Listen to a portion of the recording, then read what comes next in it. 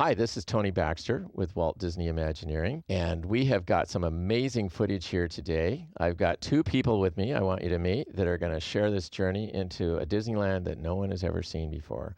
I'm Ed Hobelman, and I'm with the Studio Inventory Group that helped bring this footage to light, and it's a pleasure to be here with Tony and one of our newest employees, Walter Magnuson. Great to be here, gentlemen. Right in the middle of us working on this project, we had already put about 150 hours into it. We found this one very unique reel called Walt's Reel. This was a compilation just of Walt Disney and his special team he had assembled. And what's amazing about that plan, that's very accurate to what was actually there on opening day. Standing to Walt's right is Admiral Joe Fowler and Dick Irvine. And Marvin Davis there joining Walt. They actually broke ground a year ahead of time from the opening day, from the time somebody walked through the turnstiles. Most of the construction, though, happened within 7 months. That's 7 months to build this entire project. Roy Disney. There's a rare glimpse of Walt's brother, Roy. He was very, very camera shy. And smiling. Yeah. He must have known it was going to work out in the end. Now, this footage everybody has seen on various promotional pieces that the studio did, but what you're about to see in this rare footage we have for you coming up is truly amazing. What you're going to be seeing today is examples of several areas of Disneyland being built through the lens of a time-lapse camera. Oh, this is amazing. This shows how eager Walt was to get into the action and see just about every possible angle on what was going on. And I think he had kind of a photographic mind that he was able to keep the view of whether it was a motion picture or the park in his head in all the different views anyone would see. Who would have ever thought of building these massive towers to shoot footage? Those were the towers erected to put the stop motion photography on to record the building. Walt had tremendous experience in doing the nature films, recording the blooming of blossoms and the changing of seasons. So it was kind of a natural outgrowth of the magic that he knew existed in that time-lapse camera, that he was able to take it down to Disneyland and take something that if you watched it in real time would have been rather pedestrian, but to see these things grow is truly an amazing sight. If you look at the trees on the site now, except for the Jungle Cruise area there, which is off to the left, all the other trees are actually part of the orange groves and orchards that were in the area, which were walnut and oranges at the time. And then the larger trees on the site are eucalyptus that were used as windbreaks for the Santa Ana winds, which are quite gusty in this area of the Orange County.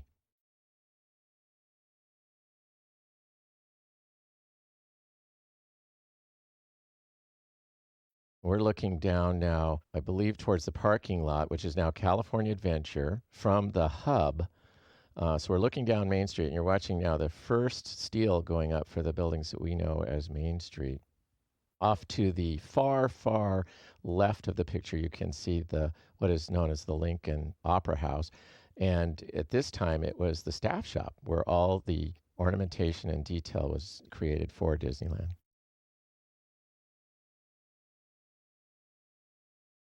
This is a shot of City Hall going up. So as you enter the park, look to your left. That is the first building that you'll see. City Hall and the firehouse with Walt's apartment. And the Jungle Cruise foliage had to go in well in advance of everything because they needed to get a growth season in the spring on all that foliage. So that was literally done a good 6 months out compared to everything else in the park. And for example, this construction that's going on right now would have been done just 4 months prior to the opening. And you can see in what raw state it's still in. It's really being, for me, interesting to see how quickly things were done in those days, that you went from breaking ground to opening in 1 year. Today, it would take us that long to do the drawings. And so it's extended out with all the rules and regulations that, are in modern construction. As we go through, I'll tell you some of the fun stories that I've been told by the people that did this as to how the construction process actually unfolded. Tony, how long did Disneyland Paris take? Well, we opened that park in '92, and it actually began to be designed in about 88, 87. So it's 5 years. Wow. Yeah.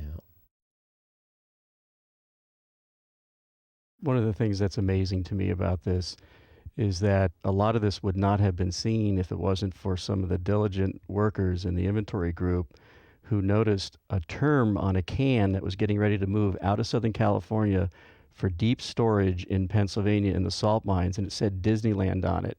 And because of the natural curiosity of this individual, his name's Tim Barber, he opened it up and we took a look at it together, and we saw that it was this construction footage. And we're sure that it had not been seen before, so we brought it to the attention of our management, Scott Kelly, and he gave us the green light to take all this footage, all on 16 millimeter Kodachrome, and transfer it to a video format that we could use.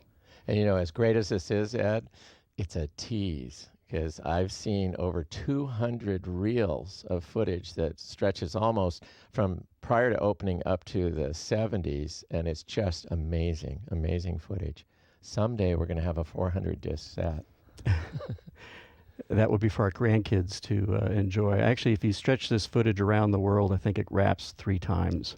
Now, under that tarp in the middle is what would eventually become the portrait of Mickey Mouse and flowers. It's amazing all the work going on, and that takes forever to get that portion of the scene complete.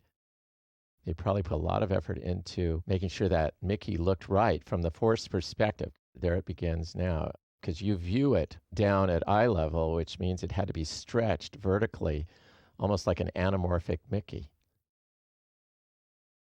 Walt Disney was certainly a master at realizing even the documentation of the building of one of his venues would be important someday as an historical record.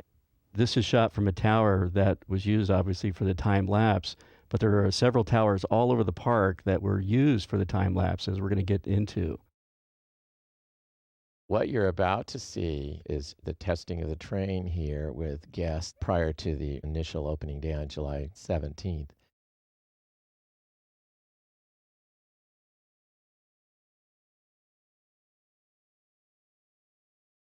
In the background, check out the smokestacks from the Mark Twain going by in time-lapse. That would be behind the facade. Mm-hmm. And Tony, what would be on the other side of that facade of Main Street? In the rear would be the back of Adventureland. It would be the storage area for our little boats that take you out on the excursion. And down here in the front right side is the corner of the Lincoln Building, which at this point in time was going gangbusters as the mill. It was the first building completed on the site, and all the mill work that you see on the facades over there was created in that and put together in that building, and then moved out and incorporated into the detail.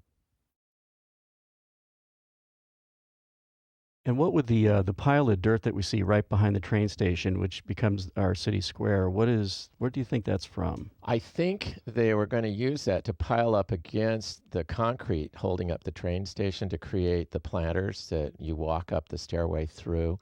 And so while they're forming all the cement work that you see now in the foreground, once that hardened, then they could take that dirt and pile it back into the different planters that kind of create the beauty of it as you walk up into the building. Now, the work going on with the interior there is the second floor, which is the PBX offices now for Disneyland, where when you call a Disneyland operator, she'll be sitting over here on the right side on the second floor looking down over Town Square, and it still operates that way to this day.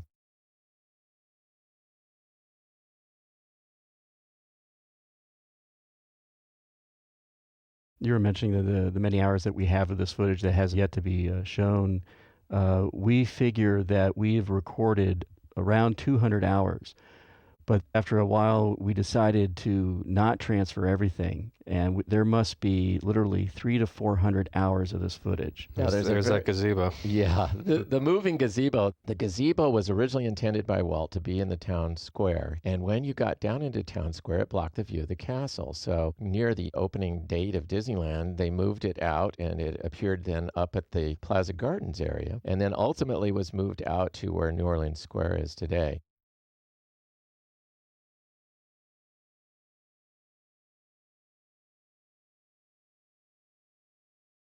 Now, the town hall here, City Hall, is rumored to be based on a building in Colorado.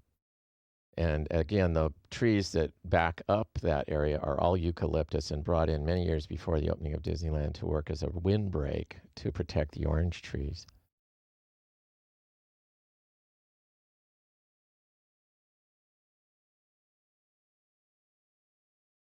Now, Tony, City Hall is more to scale than the other buildings on Main Street, correct? It is, because the upper floor was used as the operational offices leading up to Disneyland's opening. And then for many years, that was where all the publicity and handling of the press and everything was done from that upper floor. So those are functional offices.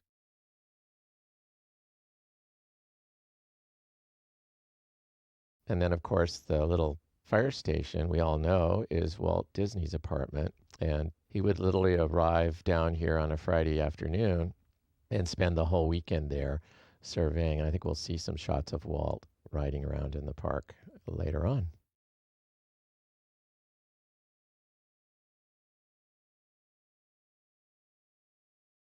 According to our timeline, we're about 3 months out in a few days from the opening.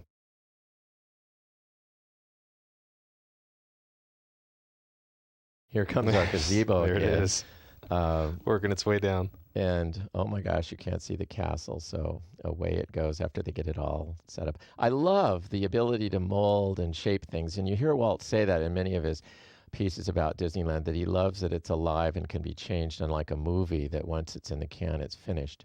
And something as dramatic as that, changing the whole centerpiece of Town Square to become the flagpole that we know today, is pretty amazing. We're looking now to Tomorrowland through that gap between the Main Street buildings. Was that going to be where International Street was? Yeah, and there was on opening day, it said coming soon, International Street, and the fence that was that barricade to keep the guests from seeing it is still there to this day. So we're still waiting for International Street.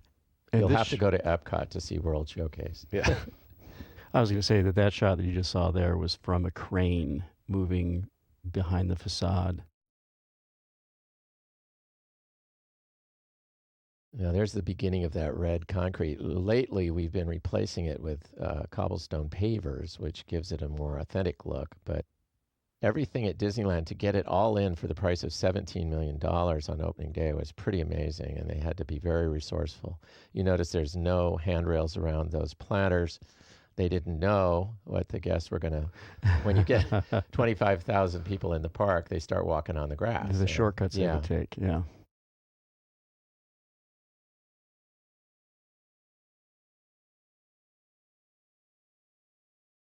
I think we're starting in Tomorrowland, and that highway in the background, right in front of the orange grove, is Harbor Boulevard. And you're going to watch the moon ride, Flight to the Moon, appear very quickly. And all of this was near the end. They didn't really know what they were going to do in Tomorrowland until Ward Kimball did the Man in Space television series. And that really kicked it into high gear as to, getting out there. But it was way late. We're already into May, 2 months from the opening when you're watching this footage. And it literally made it just to the finish line. I'm not sure if the ride was actually open on opening day. It may have been delayed a couple of days, but for the press, they were able to go in and see a good part of the show. But I don't think it was actually open to the public for a few days. Now, Tony, I've heard you tell a story about the crane being featured in some of the artwork. Yeah, we're going to see when the lunar rocket arrives in a minute, which was only days, like 10 days before opening. And they set it up, and they got the publicity people out there, and they took a really great shot, which was made into a silk screen, a beautiful silk screen piece that we sold in the Disney Gallery many times. And I always wondered, what is that crane? And it turns out it was actually the construction crane, and whoever shot the picture and painted the painting just thought it was part of, there's the crane. And if you see any of that original artwork, you'll see that crane actually in the picture as though it's part of the gantry or something. And, what did I know? As a 7-year-old kid, it looked great to me. So they had to hold it in the air while they actually attached the landing gear here. And we are about 10 days from the opening of this attraction. And I can't believe that, doing what I do with Walt Disney Imagineering. If we were 10 days away and the facility looked like this, I can tell you everyone that I work for would be having a heart attack. Okay, we're now only 4 days before the opening of this attraction, and it looked really good. Watch the umbrellas and things arrive here in the next few moments out in the front, and they just squeaked by, believe me. Tomorrowland was probably the least complete land. It opening was. day. Yeah, correct? there are the umbrellas. They're all in, and we're now 3 days away, and this is how it looked just probably a day or so before. It was the least complete. The Autopia was the big attraction, and Right. it's still one of our favorites today. It's the first time kids get a chance to drive.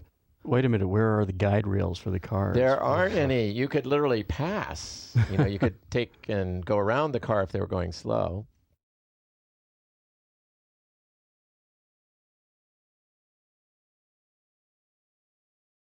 This is another shot. Now, the lake there is the Phantom Boat Lagoon, and it is kind of representative of the fact they're not out there. They never were out there. I think it was the least ridden attraction in all of Disneyland. It just So is this what's this here we go. interesting shot here? Well, there's Walt Disney, and I don't think, to my knowledge, there's ever been a shot of Walt riding a bicycle, but that must have been a great way to get around Disneyland when there weren't any rides open.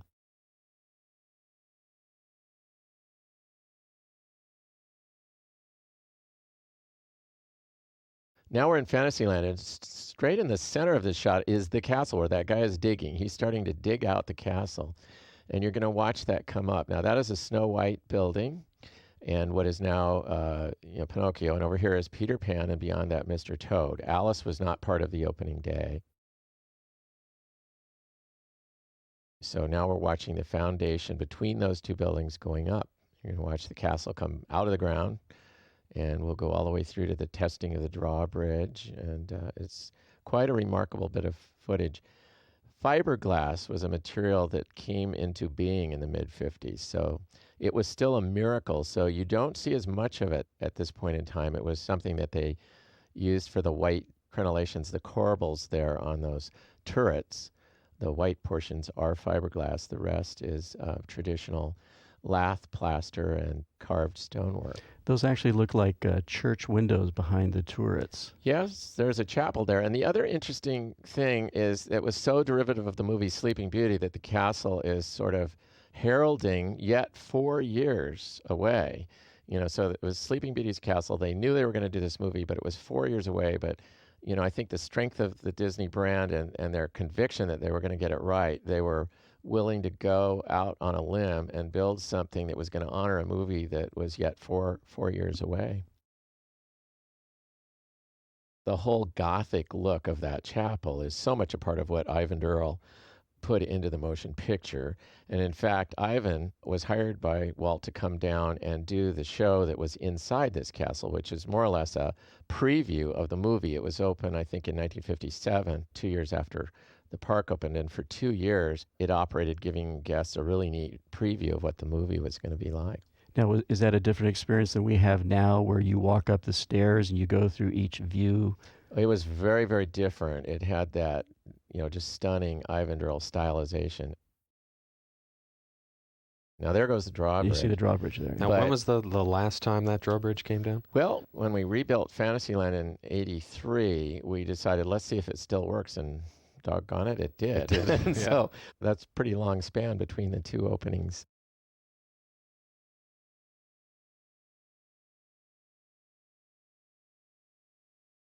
Now this is interesting. This is going to be Captain Hook's pirate ship, which we all know as the Chicken of the Sea tuna boat. And it was built in the mill where Lincoln is now, and as you can see, moved across the park to its location. And again, like the Flight to the Moon, this was one of the attractions that was right at the end. So we're looking at this, gosh, it's only a couple of weeks from opening.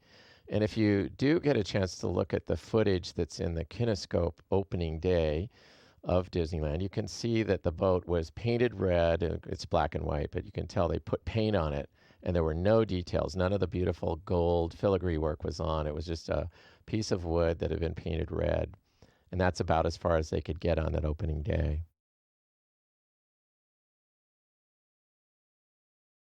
Now, where, other than the fact that it was damaged and thus destroyed, where were you planning on putting this in the Fantasyland rehab in the early 80s? Well, we carved out a space right at the end of the ride where currently you come out into Eric's castle area as you leave the ride, and it was just north of that towards Small World. And so someday, but much of this boat is salvaged, and in the current Peter Pan ride, all the pieces that we could lift off of it and restore into the Peter Pan ride itself, painted in blacklight.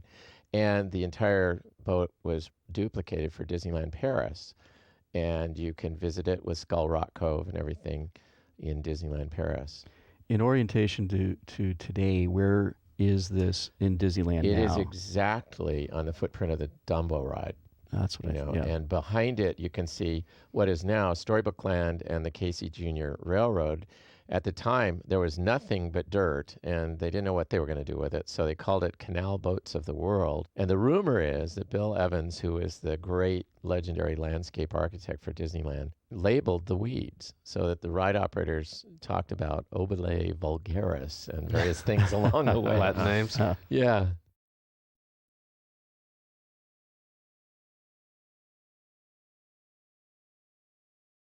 Those wooden trestles are now all beautiful rockwork and so forth.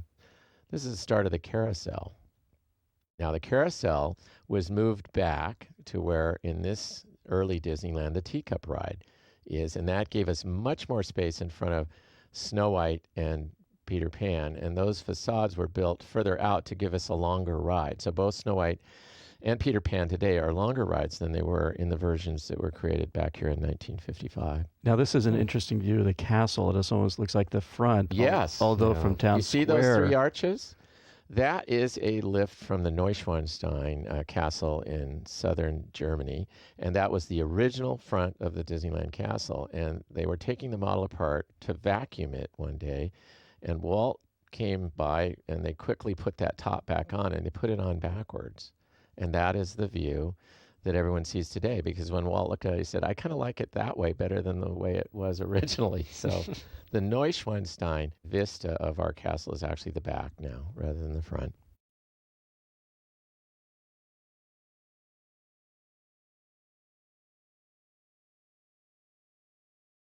Well, we're moving now to Frontierland, and you get a good sense of the density of the orange groves there. This is Fowler Harbor. It's still pretty much intact as it was on opening day. In fact, we are often restoring the Mark Twain in the same dry dock. And that is the Mark Twain in the upper left. Yes. That's the base of the Mark Twain. The base of the Mark Twain with the boiler has been installed on it. Now, the actual detailing of that boat was done at the studio, and then these pieces of woodwork and fretwork were all shipped down to Disneyland. Now, we got a lot going on here. They tried filling the rivers of America, and it drained out because the ground in Anaheim is so sandy, it just went right through it. So they had to line it with clay to get the water to stay in place. And down in the foreground is a very interesting predecessor of New Orleans Square. This is sort of near where the French Market is today, a little closer to the river. And it's an odd building because the side where you can see the gables towards the water was themed as New Orleans, and it was called the Chicken Plantation.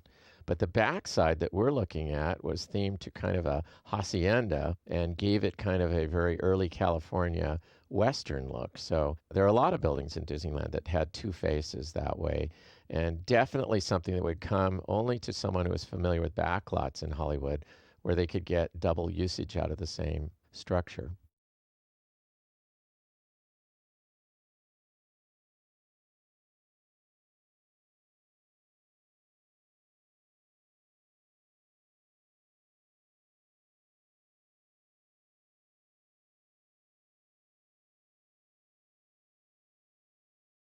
This is an odd view. It's looking into Frontierland proper, and off to the far right is just the edge of the Jungle Cruise, and off the edge of the screen on the left side is the Rivers of America. And in the center, we're watching the Golden Horseshoe come up. Down in the foreground is a bridge that in the early days connected the water of Adventureland over to the Rivers of America. And in the middle now, you'll see the Golden Horseshoe footprint just starting to take place in the dead center of this.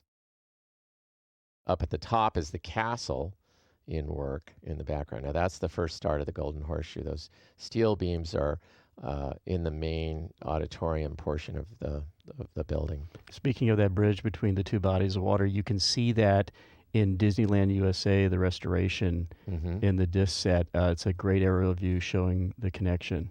Walt was a genius with making things appealing for kids, and to get to Tom Sawyer Island, you had to go underneath that bridge in the kind of place that a kid would go down in and build a raft to sail away, where he was hidden in secret. There's, in the back, you can see the front face of the chicken plantation. Familiar Disney icon here, Davy Crockett and his sidekick Russell, and they were often brought down to kind of help promote Disneyland for the television shows, but this footage I don't believe has ever been seen on any of the things that were released to... Well, we're actually getting so close to opening day, I think they brought them down for an extra pair of hands. Yeah. Probably. We're going to see a little log work actually go on here with the guys pitching in. Yeah.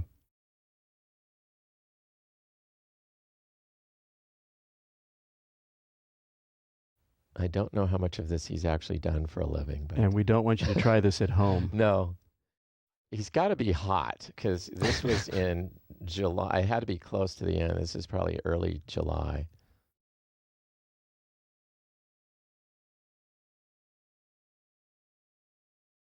Kind of a jump cut there to where we were testing the boats. They brought in different, groups from the studio and whatnot to try things out. Walt's anniversary was held on the Mark Twain and in the Golden Horseshoe a few weeks before opening.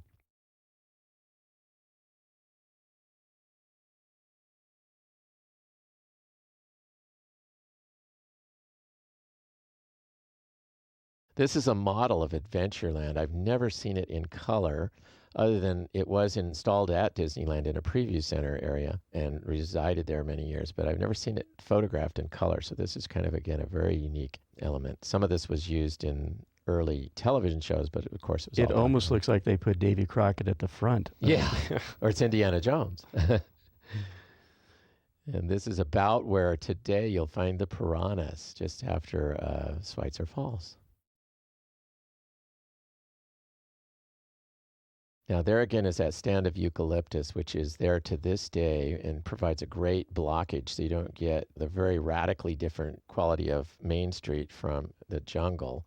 It's beautifully obscured by that row of trees.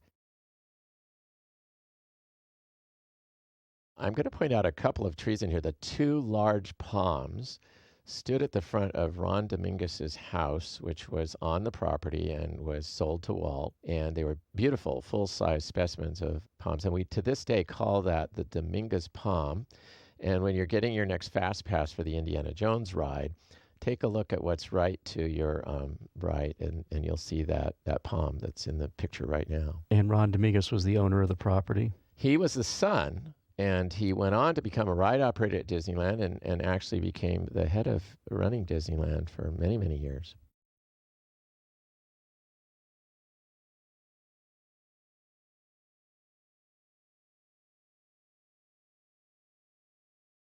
The two trees that are upside down there became banyan roots. Those were walnut trees, and Bill Evans got the idea of cutting the roots off, turning them upside down, and making them look like amazing jungle, gnarly old stumps.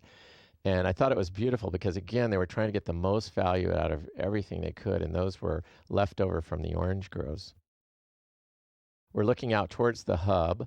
This facility here was the Adventureland Veranda, which eventually became the Tiki Room. Now, Harper Goff, who was the art director on the Jungle Cruise and also did 20,000 Leagues Under the Sea and the Vikings and Willy Wonka and the Chocolate Factory, told me a wonderful story that is very different from how we would design the layout for this jungle ride.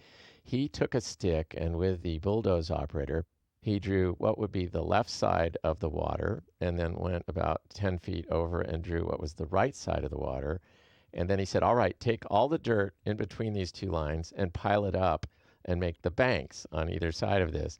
And that was how they carved out this ride. So they didn't have to haul the dirt away. They didn't have to do any drawings or anything. They just, did it right there with two guys working in the field. It's amazing. Amazing how beautiful the track layout is. I think it's one of the most convoluted trails you can imagine, and in so doing makes it seem like you've gone all over And this is Harper There Goff he on is. the There's right. Harper with his model of the rockwork for Schweitzer Falls. And I think having the backlot art direction, they knew how to do this, applying the metal lath on a paper base and then shooting it with what's called gunite, like you'd do a swimming pool. And then another layer of cement after that's dried is put on, and that is actually carved to get the beautiful textures. And we still do this pretty much basically the same today. And the finish is so permanent that the Matterhorn and many of the structures like Schweitzer Falls are still there 50 some years later. Now, this is from our piranha pool looking back at Schweitzer Falls and back into the native encampment.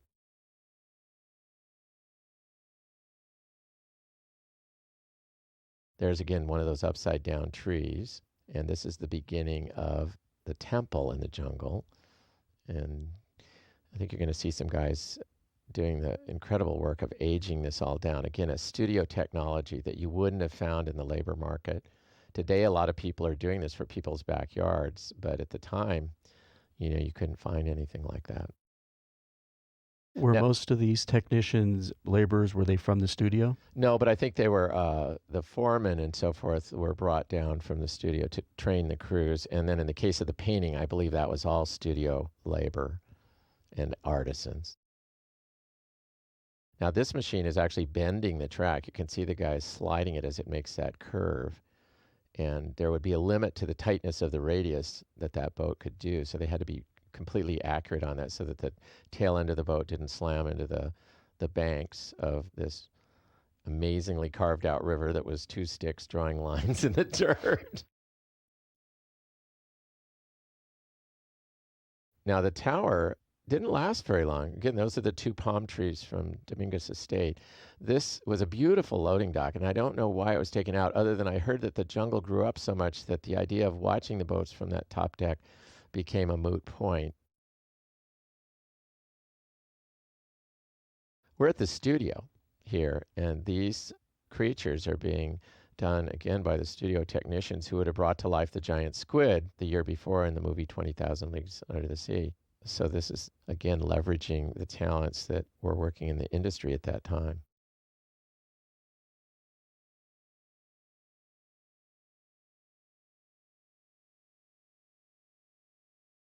One of the things that's fun, and it's in a lot of other, already shown television works, it was always bringing these creatures down the Santa Ana Freeway. And I always like to see them on the back of the trucks and pirates and animals and dinosaurs. And this is kind of tricky again. Did one get away from us? I don't know. You notice that's what we call free animation. When the bouncing of that rhinoceros causes the ears to wiggle, we'll often call that free animation because you don't have to pay to have an actuator in there to do it. Now, all the figures that appeared at Disneyland, whether they were Native Americans or natives in the jungle here, were modeled after a famous actor of that era, Woody Strode, who was, you've probably all seen him in the movie The Ten Commandments. He was the king of Ethiopia. And Harper Goff convinced him to come down, and he was a very well-built man, and they were able to get that casting. Here are the two baby rhinos with their free animation there. It looks sort of like they're on springs, but it was a really incredibly done and yet simple technology. Now, the Jungle Cruise was hollowed out and made deeper wherever there was animation in the water. These didn't last very long. These are so scary. Pretty scary. Yeah, I think they may have been gone before the first year. They found out how bad the elements are on actual real fur, and the studio had to develop ways around that. Now, those are all the different control wires that, make one item come to life.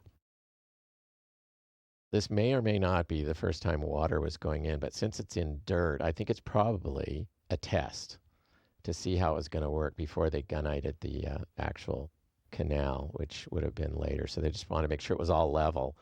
Since they used such scientific methods as drawing the track with a stick, they probably had to find out where water sought a level and then marked that and adjusted so that the boats weren't going downhill or uphill, and everything worked out.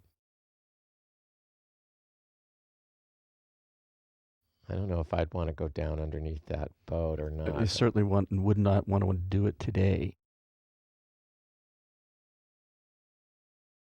No, this is a great shot because today, even if you went to Google, you wouldn't be able to get a look down into the water because it's such an overgrown, amazing, real jungle today. But at this time, you could really look at how fantastic that layout is of making absolute use of every bit of the square footage. This is again the terrace, which is the Adventureland veranda. It later became the Tahitian terrace and was added to with the tiki room. And the front side, which is There's that Victorian, theming. is the Plaza Pavilion. Now, olive trees were used because they grow really nicely in Southern California, and I'm kind of pleased to say I have 3 of those original olive trees in my yard. When they were going to be taken out 3 years ago, I was able to procure them, and they have all the twinkle lights and still going beautifully. Here we are on the Jungle Cruise, and this is an interesting group of folks in here. I think Gail Storm, who is My Little Margie, is driving the boat in that scene, and Walt is right behind her, and then next up is Harper Goff, who designed the Adventureland attraction. Now, we're thinking this is probably a good few months before opening. Yeah, it's, again, the jungle was well along. It was very important to Walt to get that jungle growing and make it green by opening day. So they had to get the big plants in and then start the ground covering. You can still see a lot of dirt there. And just in case something happened with the boat, you have the diver with you. That's right, because no one knew how it was going to make all those curves. Hey, that backside of water is dangerous. Yeah. If it was a little too sharp, the back end could lift out of the track groove. And here we come to the most dangerous part of the journey, as we all know, the return to civilization in those California freeways.